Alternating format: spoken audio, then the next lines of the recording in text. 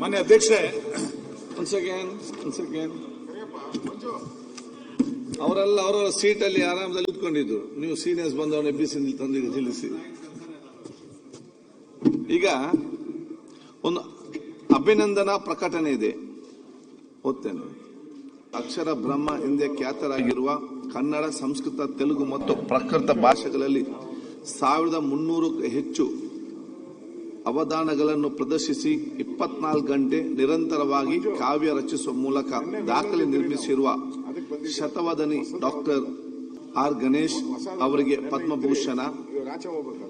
ಸ್ವತಃ ಹಿಮೋಫೇಲಿಯಾ ಕಾಯಿಲೆಗೆ ತುತ್ತಾಗಿ ಈ ರೀತಿಯ ರೋಗಿಗಳಿಗೆ ನೆರವಾಗಲು ಕರ್ನಾಟಕ ಹಿಮೋಫೀಲಿಯಾ ಸೊಸೈಟಿ ಸ್ಥಾಪಿಸಿದ ವೈದ್ಯ ಡಾಕ್ಟರ್ ಸುರೇಶ್ ಅನಗವಾಡಿ ಕೆಎಲ್ಇ ಸೊಸೈಟಿಯನ್ನು ಸ್ಥಾಪಿಸಿ ನಾಡಿನ ಜನತೆಗೆ ಶಿಕ್ಷಣ ಹಾಗೂ ರೋಗಿಗಳಿಗೆ ವಿಶ್ವದರ್ಜೆ ಚಿಕಿತ್ಸೆ ಸಿಗುವಂತೆ ಮಾಡಿದ ಡಾಕ್ಟರ್ ಪ್ರಭಾಕರ್ ಕೋರೆ, ಲಕ್ಷಕ್ಕೂ ಹೆಚ್ಚು ಪುಸ್ತಕಗಳನ್ನು ಸಂಗ್ರಹಿಸುವ ಮೂಲಕ ಸಾಹಿತ್ಯ ಕ್ಷೇತ್ರಕ್ಕೆ ಅಪಾರ ಕೊಡುಗೆ ನೀಡಿರುವ ಶ್ರೀ ಅಂಕೇಗೌಡ, ನಿರ್ಗತಿಕ ಮಹಿಳೆಯರ ಸಬಲೀಕರಣ ಮತ್ತು ಮಕ್ಕಳ ಸೇವೆಗೆ ತಮ್ಮ ಇಡೀ ಜೀವನವನ್ನು ಮುಡಿಪಾಗಿಸಿ ಸದ್ದಿಲ್ಲದೆ ಸೇವೆ ಸಲ್ಲಿಸಿರುವ ಡಾಕ್ಟರ್ ಎಸ್.ಡಿ. ಸುಶೀಲಮ್ಮ, ಸಾಹಿತ್ಯ ಮತ್ತು ಶೈಕ್ಷಣಿಕ ಕ್ಷೇತ್ರದಲ್ಲಿ ಅಮೋಘ ಸೇವೆ ಸಲ್ಲಿಸಿದ ಪ್ರಸಾರ ಭಾರತಿಯ ಮಾಜಿ ಸಿಇಒ ಶ್ರೀ ಶಶಿಶೇಖರ್ ವೇಪತ್ತಿ, ಏರೋಸ್ಪೇಸ್ ತಂತ್ರಜ್ಞಾನ ಕ್ಷೇತ್ರದಲ್ಲಿನ ಸಂಶೋಧನೆ ಮತ್ತು ಅಭಿವೃದ್ಧಿಯಲ್ಲಿ ಪರಿಣಿತ ಹೊಂದಿರುವ ವಿಜ್ಞಾನಿ ಶ್ರೀಮತಿ ಶುಭಾ ವೆಂಕಟೇಶ್ ಅಯ್ಯಂಗಾರ್ ಅವರಿಗೆ ಪದ್ಮ ಪ್ರಶಸ್ತಿಯನ್ನು ಹಾಗೂ ಪ್ರೆಷರ್ ಕುಕ್ಕರ್ ಬ್ಲಾಸ್ಟ್ ಆಗದಿರಲು ಸೇಫ್ಟಿ ವಾಲ್ ಅಭಿವೃದ್ಧಿಪಡಿಸುವಲ್ಲಿ ಮಹೋನ್ನತ ಸಾಧನೆಗೈದ ಖ್ಯಾತ ಕೈಗಾರಿಕೋದ್ಯಮಿ ದಿವಂಗತ ಟಿ ಜಗನ್ನಾಥನ್ ಅವರಿಗೆ ಮರಣೋತ್ತರವಾಗಿ ಪದ್ಮಶ್ರೀ ಪ್ರಶಸ್ತಿಯನ್ನು ಘೋಷಣೆ ಮಾಡಲಾಗಿದೆ.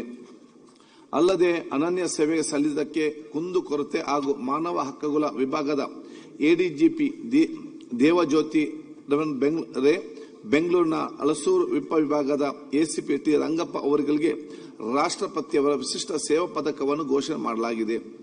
ಪದ್ಮ ಪುರಸ್ಕಾರಕ್ಕೆ ಹಾಗೂ ರಾಷ್ಟ್ರಪತಿಯವರ ವಿಶಿಷ್ಟ ಸೇವೆ ಪದಕಕ್ಕೆ ಭಾಜನರಾಗಿರುವ ರಾಜ್ಯದ ಮೇಲ್ಕಂಡ ಎಲ್ಲಾ ಸಾಧಕರಿಗೆ ಸದನದ ಪರವಾಗಿ ನಾನು ನಿಮ್ಮೆಲ್ಲರ ಪರವಾಗಿ ಅಭಿನಂದನೆ ಸಲ್ಲಿಸುತ್ತೇನೆ.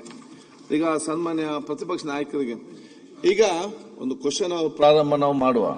ತಾವೆಲ್ಲ ತಮ್ಮ ತಮ್ಮ ಆಸನಕ್ಕೆ ಹೋಗಿ ತಮಗೆ ಸಹಕಾರ ಕೊಡಿ ಅನ್ನೋ ಕೇಳಲಿಕ್ಕೆ. ಅಧ್ಯಕ್ಷರೇ, ನಾವು ನಿನ್ನೆ ಈ ಅಬ್ಕಾರಿ ಇಲಾಖೆಯಲ್ಲಿ ಆಗಿರುವಂತ ಭ್ರಷ್ಟಾಚಾರದ ಬಗ್ಗೆ ವಿಡಿಯೋಗಳು ಬಂದಿದೆ, ಆಡಿಯೋಗಳು ಬಂದಿದೆ.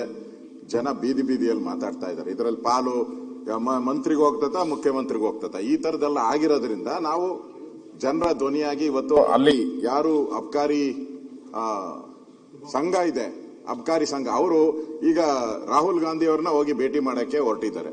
ರಾಷ್ಟ್ರಪತಿನ ಭೇಟಿ ಮಾಡಕ್ ಹೋಗಿದ್ದಾರೆ, ಪ್ರಧಾನಮಂತ್ರಿ ಭೇಟಿ ಮಾಡಕ್ ಹೋಗಿದ್ದಾರೆ. ರಾಜ್ಯದ ಮಾನ ಮರ್ಯಾದೆ ಹರಾಜಾಗ್ತಾ ಇದೆ.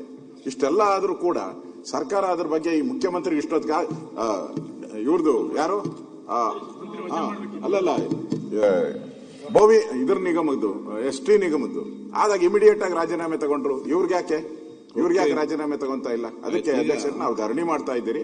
ದಯವಿಟ್ಟು ಅವಕಾಶ ಕೊಡಬೇಕು, ನಮ್ಗೆ ಮಾತಾಡಕ್ಕೆ ಅವಕಾಶ ಕೊಡಬೇಕು. ನಾವು ನಿಲುವಳಿ ಸೂಚನೆ ಕೊಟ್ಟಿದ್ದೀರಿ, ಅವಕಾಶ ಮಾಡಿಕೊಡಿ, ನಾವು ಚರ್ಚೆ ಮಾಡ್ತೀರಿ. ಅದಾದ್ಮೇಲೆ ಮುಂದೆ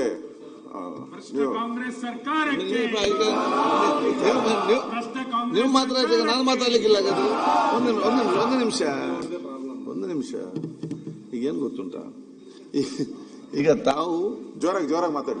ಈಗ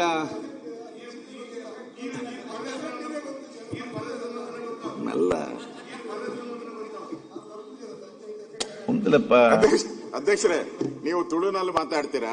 ಆ ವಿಡಿಯೋದಲ್ಲಿ ನಿಮ್ಮ ಇದು ಇದೆ, ಮಂಗಳೂರವರು ಬಹಳ ಸಜ್ಜನರು ಅಂತ ಇದೆ. ಆ ವಿಡಿಯೋ ತೋರಿಸ್ತೀನಿ ನಾನು, ವಿಡಿಯೋದಲ್ಲಿ ಬಂದಿದೆ. ಈ ಅಬ್ಕಾರಿ ಹಗರಣದಲ್ಲಿ ಅವನು ಹೇಳ್ತಾನೆ, ಇನ್ಸ್ಪೆಕ್ಟರ್ ನಾನು ಮಂಗಳೂರನು ಸಚ್ಚಾರಿತ್ರವಂತ ನಾನು ಅಂತ ಹೇಳ್ತಾನೆ. ಅದಕ್ಕೆ ನೀವು ಕರೆಕ್ಟ್ ಆಗಿ ಈಗ ಹಾಗೆ ಮಾತಾಡಿ, ನೀವು ಹಾಗೆ ಮಾತಾಡಿ. ಸಚ್ಚಾರಿ ಒಂದು ಯಶ್ಪಾಲ್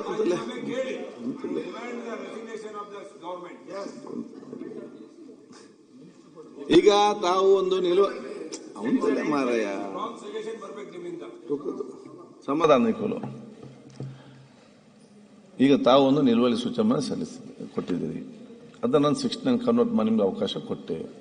69 ಕನ್ವರ್ಷನ್ 69 ಕನ್ವರ್ಟ್ ಮಾಡಿ ಚರ್ಚೆಗೆ ಅವಕಾಶ ಮಾಡಿ ಕೊಡ್ತಂತ ಹೇಳಿದ್ದೇನೆ.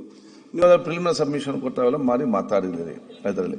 ಈಗ ನಾನು ಹೇಳ್ದಂತ ಹೇಳಿದ್ರೆ, ಈಗ ನಾವು ರಾಜ್ಯಪಾಲರ ಒಂದ ನಿರ್ಣಯ ನಾವು ಇವತ್ತೊಂದು ಸ್ಟಾರ್ಟ್ ಮಾಡಬೇಕು. ಮೊನ್ನೆ ಪ್ರಿಲಿಮಿನರಿ ಕೂಡ ನಮ್ಮ ಎದ್ದು ನಿಂತನ್ನು ಕೂತ್ಕೊಳಿಸಿ ಪ್ರಿಲಿಮಿನರಿ ಸಬ್ಮಿಷನ್ ಮಾಡಿ ಅಂತ ಕೊಟ್ಟೆ.